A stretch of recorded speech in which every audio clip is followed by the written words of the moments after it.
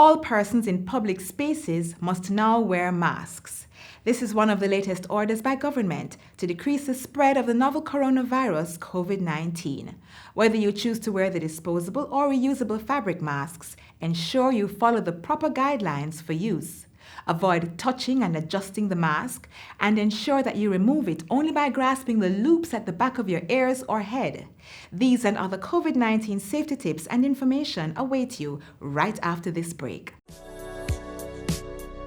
Practice good hygiene by washing your hands frequently using soap and water. Here's how you should do it while conserving water. Turn on the tap to wet your hands, then turn off the pipe. Lather your hands and the tap with soap. Turn on the tap and wash your hands, back, front, and in between fingers. Use some of the water to wash off the tap, then turn it off. Dry your hands with disposable hand towels. If you don't have running water, use a hand rub containing 62% or more alcohol.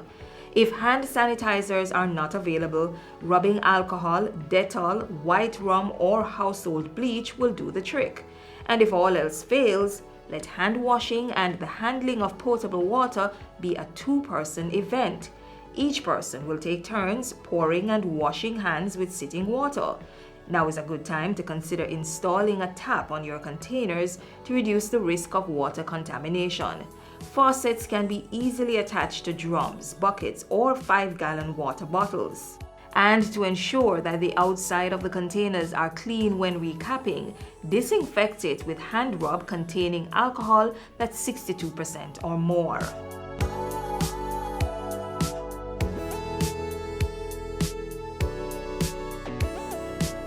The 5 R's of water conservation are also necessary to practice.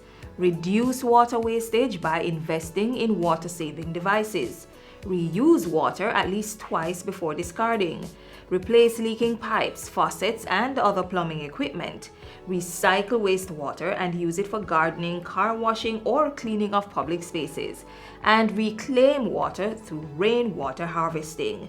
We all must play our part to ensure there's water to combat the coronavirus and stave off prolonged drought.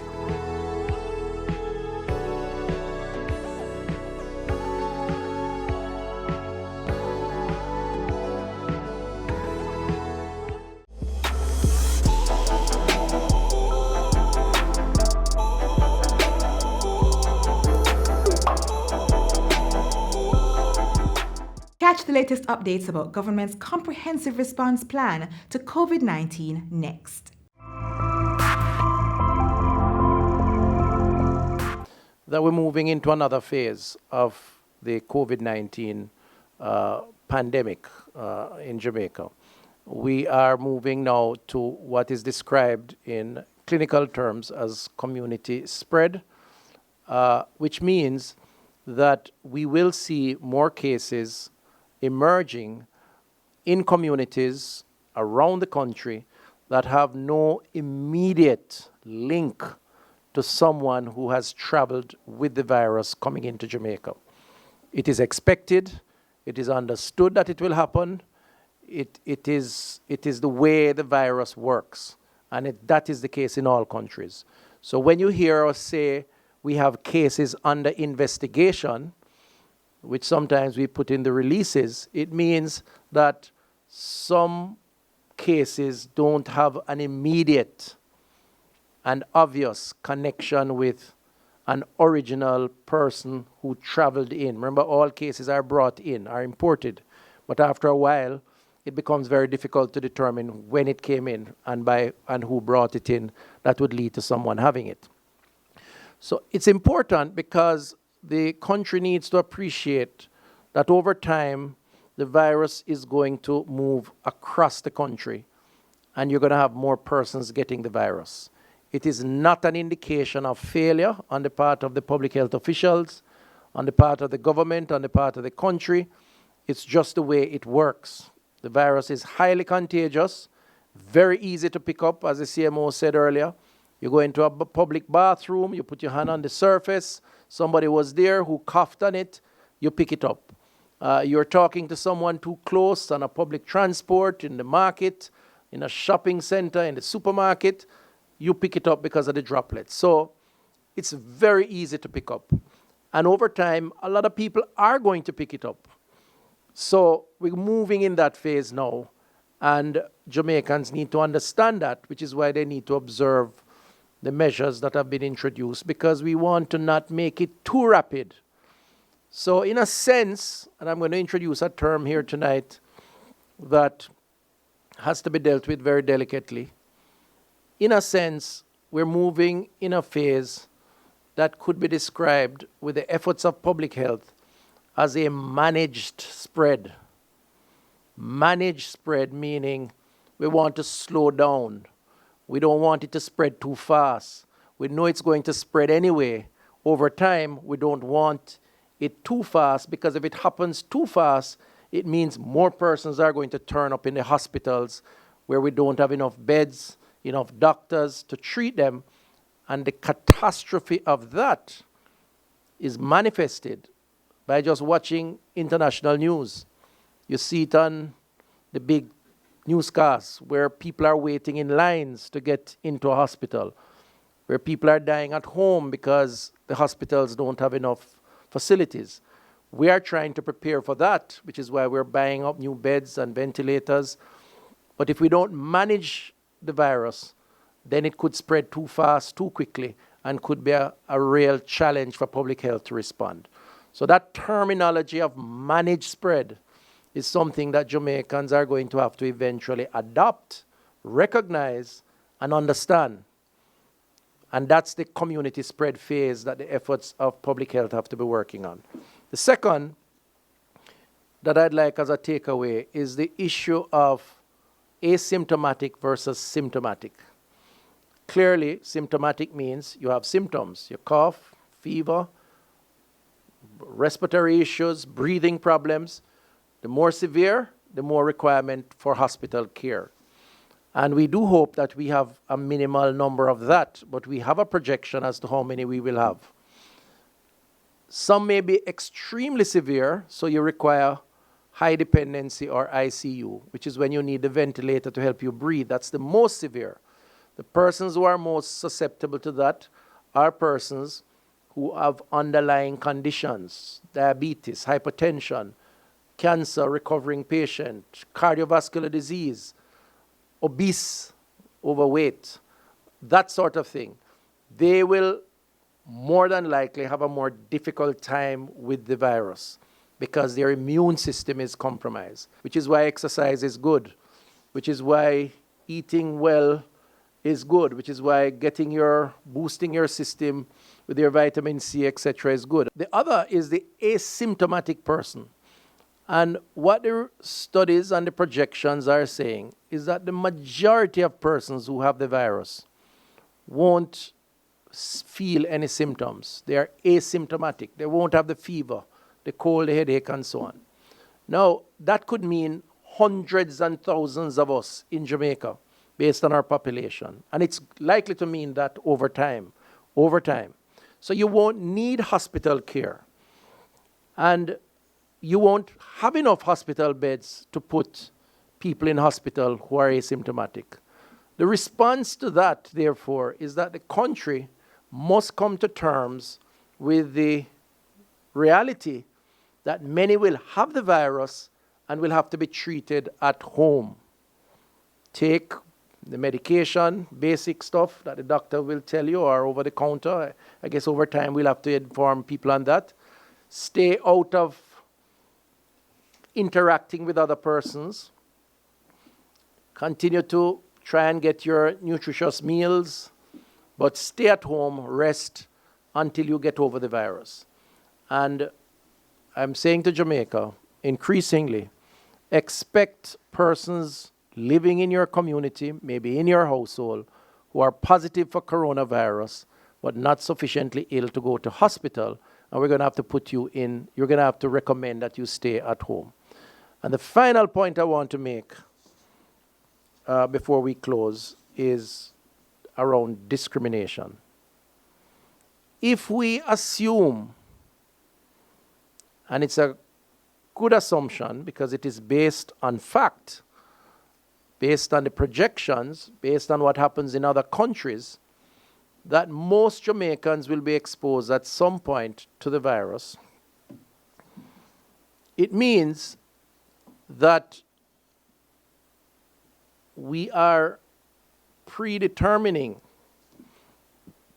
those of us who discriminate, that because that others will have it and we won't. And it's a very faulty assumption. It's a faulty assumption, even sometimes with our best of efforts, because the virus is of a particular nature where it will spread. In other words, today for me, tomorrow for you. That's very likely. We don't want it to happen, but it's likely.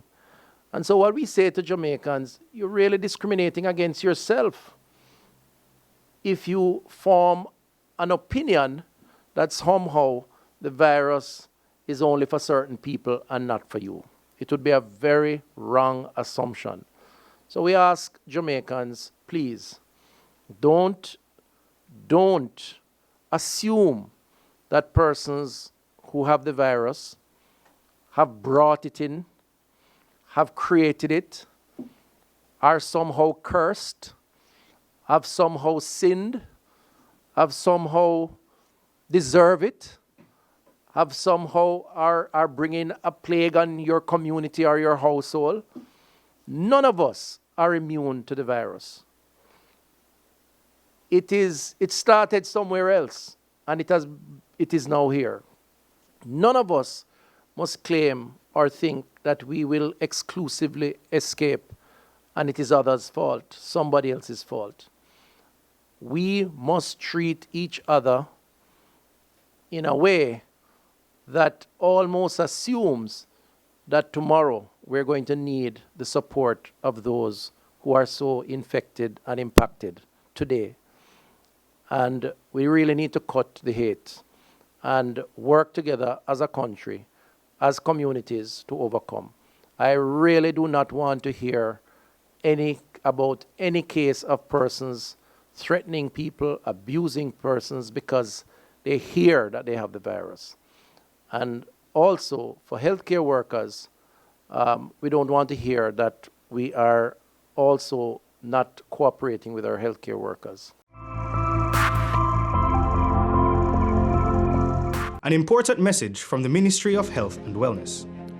What to do if you think you have been exposed or are experiencing signs and symptoms of COVID-19. Immediately call 888-1-LOVE.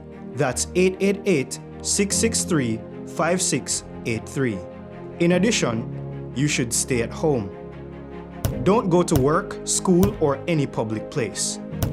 Do not use public transport, and avoid visitors to your home. You may need to do this for up to 14 days to reduce the spread of the infection. A message from the Ministry of Health and Wellness.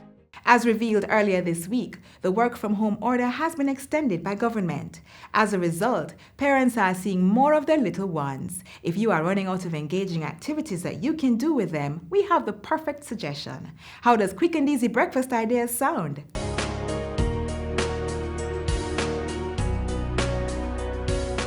The Granville campus of the Hartress NTA's Northwest TVET Institute has offered to render some assistance by giving us some quick and easy meal ideas that's fit for the entire family. Our facilitator today is sous chef Randy Plummer. Thanks for having us, Randy. Hi Sandra, thanks for coming. Thank you. Welcome to Granville campus. Today we'll be doing some healthy, nutritious meals just to give parents and caregivers a workable example of what they can do in no time. So before we get into business, Randy, why is it so important for us to have a healthy breakfast? Well, it's important to have a healthy breakfast because the body, throughout the night, the body loses all the nutrients that it would have gotten in the day. And what the breakfast does now, it introduces new nutrients to the body, giving the body energy so you can carry out given tasks throughout the day. Also, studies have shown where students who have, or children who have healthy breakfast, they tend to concentrate better in school or at their work. Some of us parents can hardly find time to send our children to school on time, much less cook meals in the mornings. What do you recommend? Well, there's a whole lot of easy breakfast ideas. Simple thing, just as a boiled egg with some tomatoes, introducing protein along with vitamin C. Another example, oatmeal porridge with raisins. Oats is a good source of fiber. Raisins a good source of vitamin C also. So there are many ways that you can do simple dishes that doesn't take much time.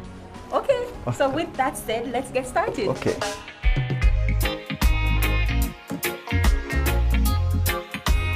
Welcome to our kitchen. Today I have assisting me, Sapphire. We're doing some easy breakfast meal ideas. The meals are so easy to prepare, so you can have your children assist you. Today we'll be preparing mackerel croquettes. The ingredients are mackerel, escallion, mixed vegetables, red onions, and white onions.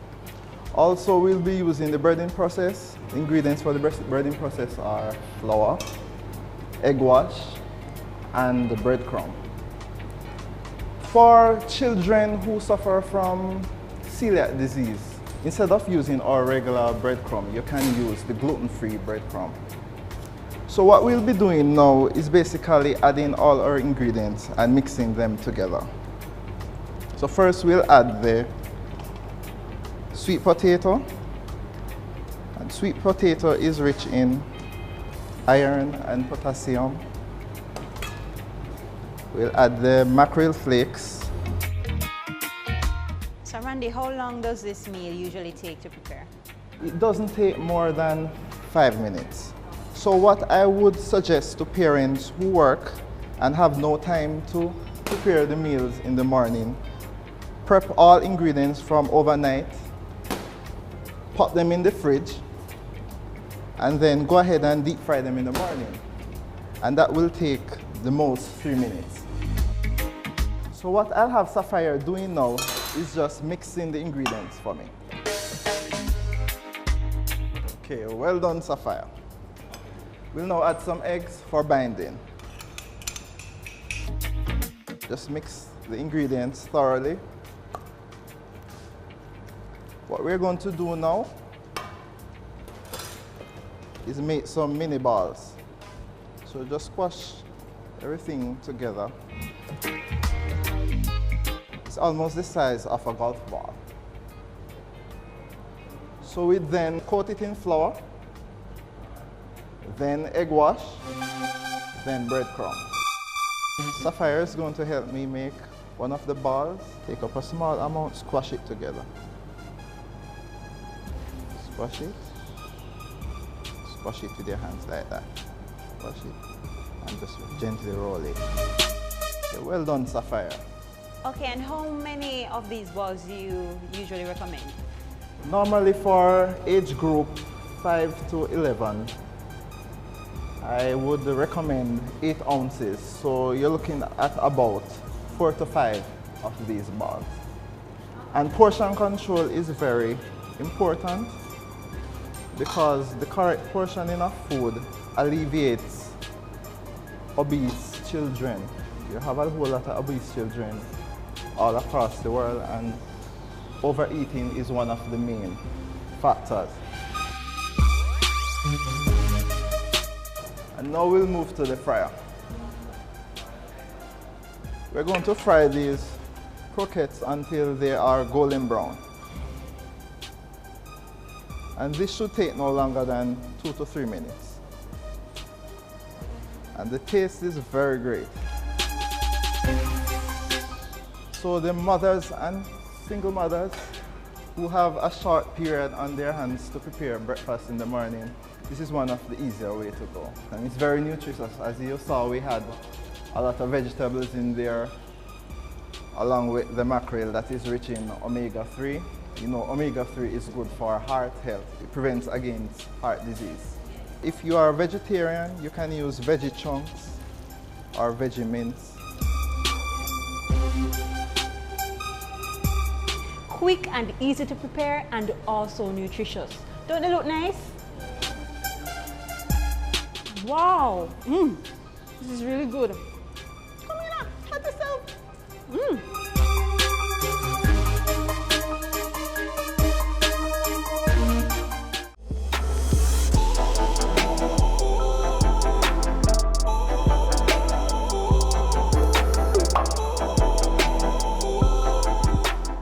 COVID-19 does not discriminate, but it's no secret that the virus more severely attacks persons with weak immune systems and underlying medical conditions, such as asthma and lung disease. That means persons who are heavy smokers and drinkers are at greater risk of more severe symptoms or even becoming critically ill. Substance abuse not only weakens the immune system, it can also cause numerous heart and liver defects. Learn more about how substance abusers can reduce their drug intake and safeguard their health. Next. Generally across the world, it is accepted that persons with substance use disorders and people who are chronic users, problematic users of various substances, particularly smoking. So you're smoking cigarettes, you're smoking ganja, you're vaping, and then also alcohol use puts you at a unique risk for developing the complications that are associated with COVID. The novel coronavirus that causes COVID-19 is notorious for attacking the human lungs. It's no wonder then that among the most vulnerable are people with compromised lung function or lung disease as a result of chronic smoking and alcohol abuse.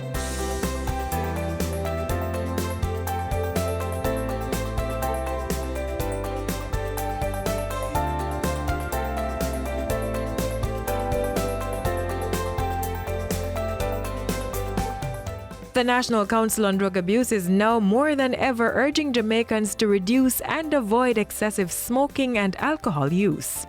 Though persons may feel the need to resort to substance abuse during the COVID-19 outbreak due to stress, worry, and fear, this can be a detrimental move.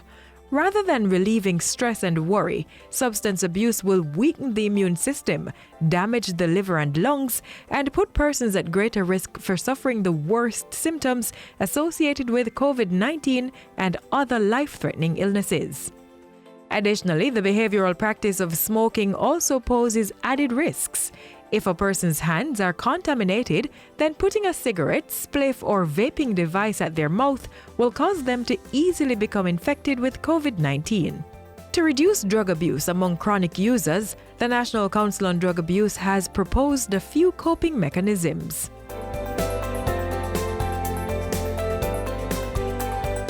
Contact your relatives, friends, and ex-addicts if you are struggling with chronic drug abuse.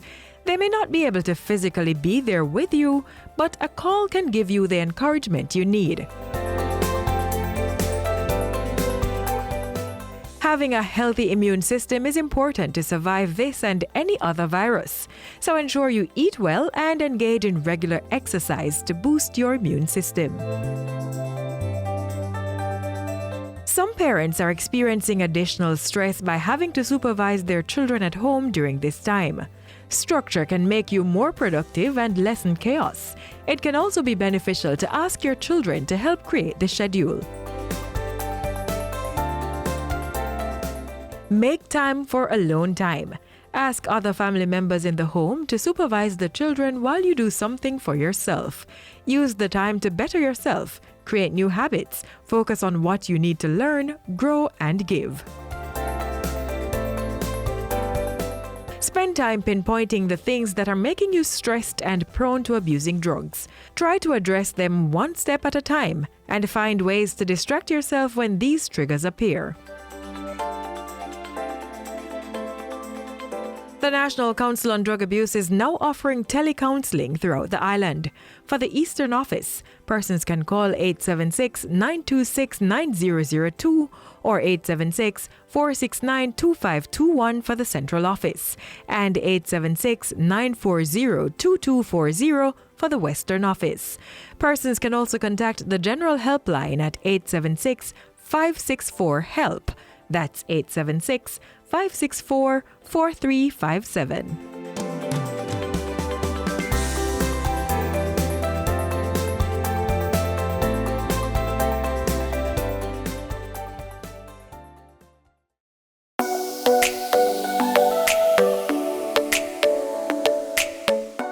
To properly carry out a hand rub, apply a palmful of the product in your cupped hand, covering all surfaces.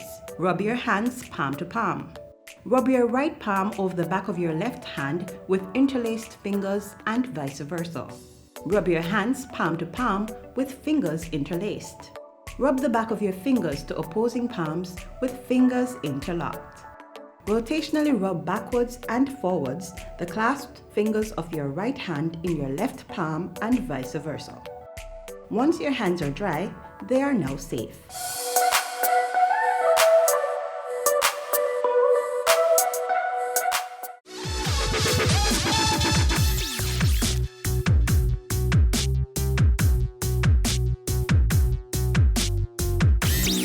In exactly 1 week's time, we will be celebrating Child Month 2020. Yes, Child Month is still on, and though this year's commemoration will be a little different due to COVID-19, the mandate remains the same: celebrate the nation's children. The theme for the month is Unplug Negativity, Connect Positivity, Think. It seeks to encourage persons to have a positive influence on their children. The month's activities will begin on Sunday, May 3, with a national virtual church service at the Port Antonio Baptist Church in Portland, starting at 10 a.m. The services will be streamed live. National Children's Day will be observed on Friday, May 15. As usual, Jamaicans are being encouraged to wear sunshine yellow on the day, whether at home or while in public as an essential service worker. Leading up to Children's Day, young people aged 6 to 17 will have an opportunity to share videos or photographs showcasing their talent in song, poetry, or visual art under the Child Month theme. The creative pieces should be submitted via email to ncmcja@gmail.com by Friday, May 8. On National Children's Day, the videos and photographs will be featured on the National Child Month Committee's Facebook page at NCMCJA, where members of the public will be invited to vote for their favorite up to May 22 at 6 p.m. The entry with the most likes will be declared winner of the popular vote.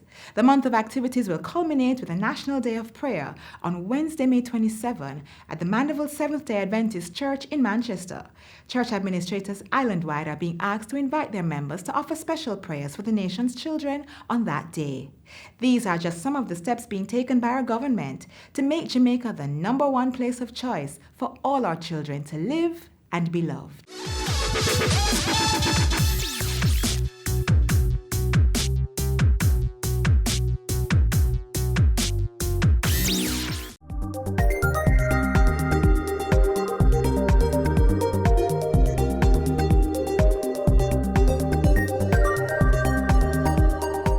And that's all we have for you today on Jamaica Magazine. Thanks for sticking around to learn all you need to know about our fight against COVID-19.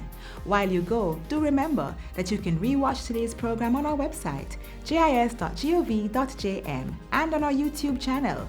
Don't forget that you're able to follow us on Twitter, Facebook, and Instagram for the latest news and information. I'm Audrey Williams, imploring you to be safe and do your part to curtail the spread of COVID-19.